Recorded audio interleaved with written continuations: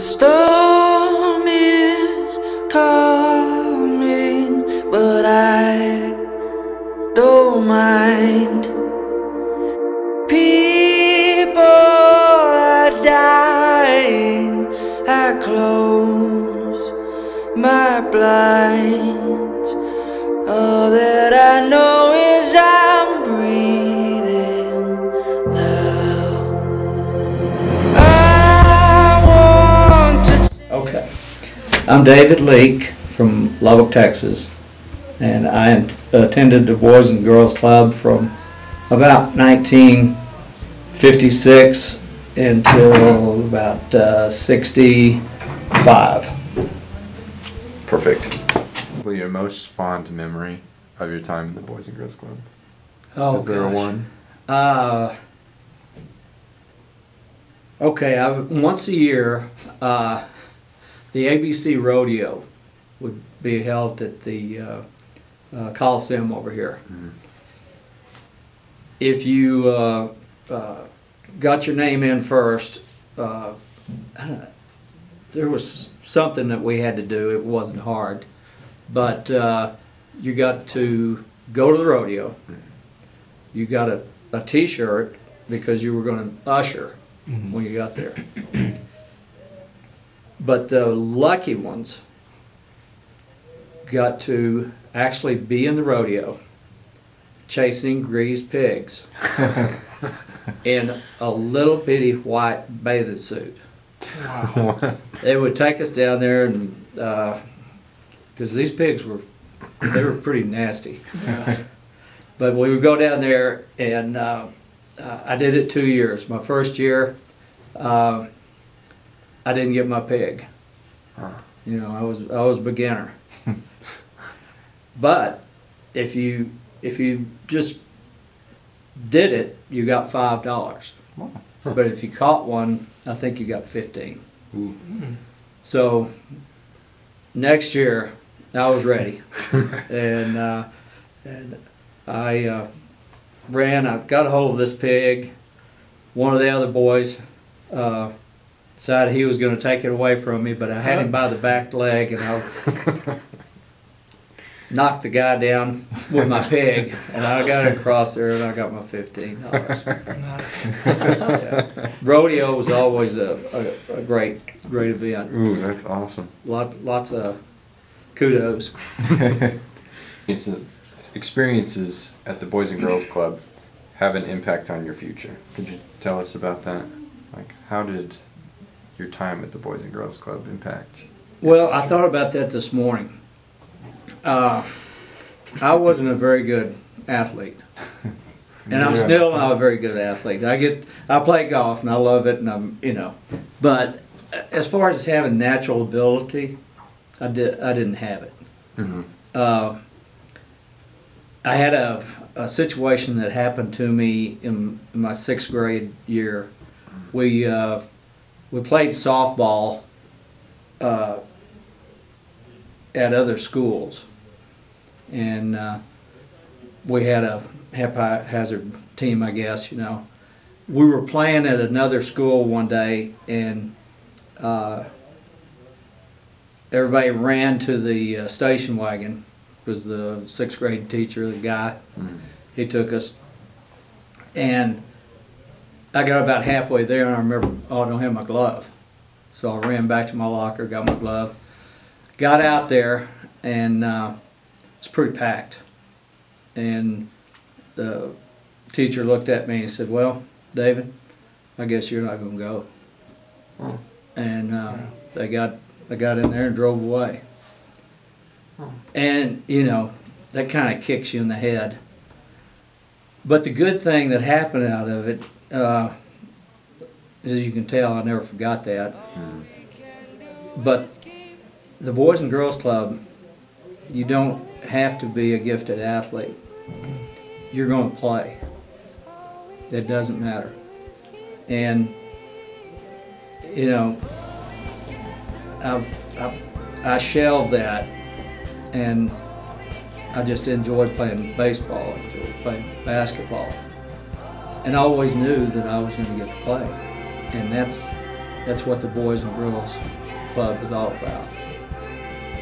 Nobody gets left out. Everybody gets to play. My name is Joe Landine.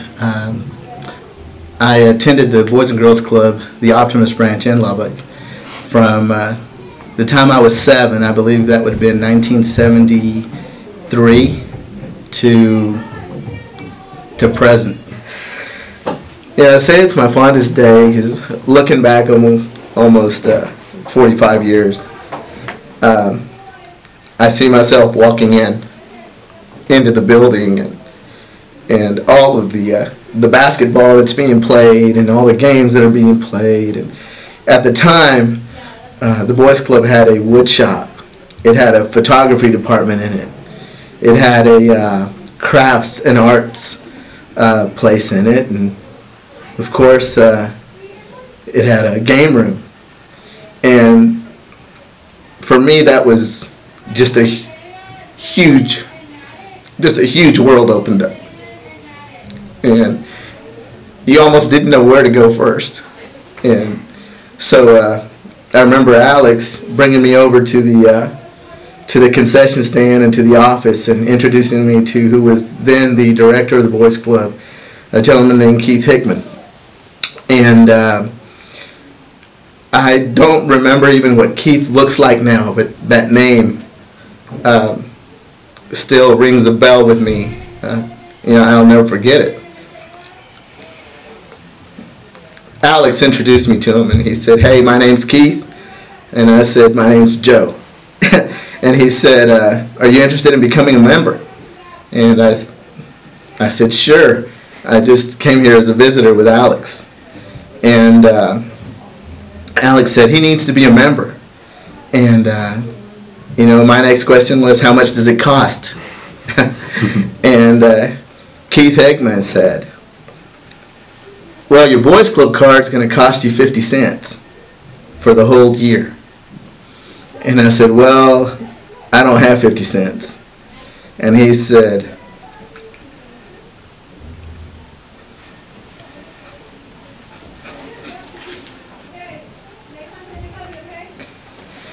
"That's okay. Your first card's on me."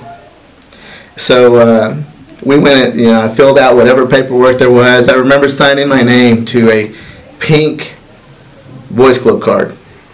And what that allowed me to do was have access to the basketballs, to the cue sticks, to anything I wanted to do in the club, so long as the folks in the club would accept me. And I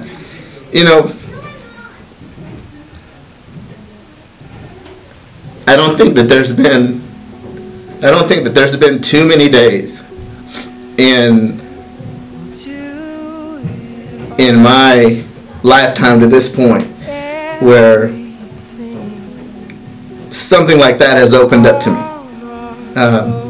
It didn't cost me nothing. It was exciting. There was a lot of people there, and growing up in a family of 12, I was used to being around a lot of people, but not a lot of people like me.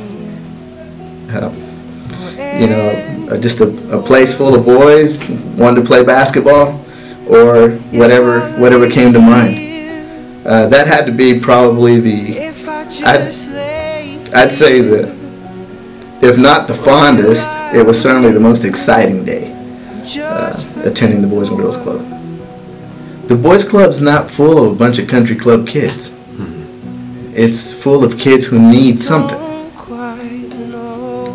So who you get sometimes is folks that may have at some point been rejected or may feel that way.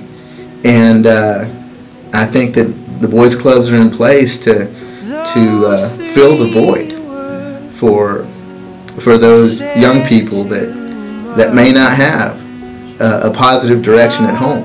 I was fortunate. I had a positive direction at home, but I went looking for something else. And fortunately for me, I found it fortunately for me, I found it at the club. So. And just forget the world. Forget what we're told. too old. Show me a garden that's bursting into life.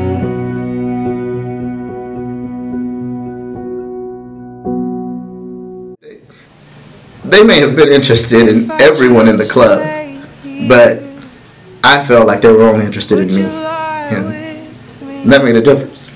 Just forget the world.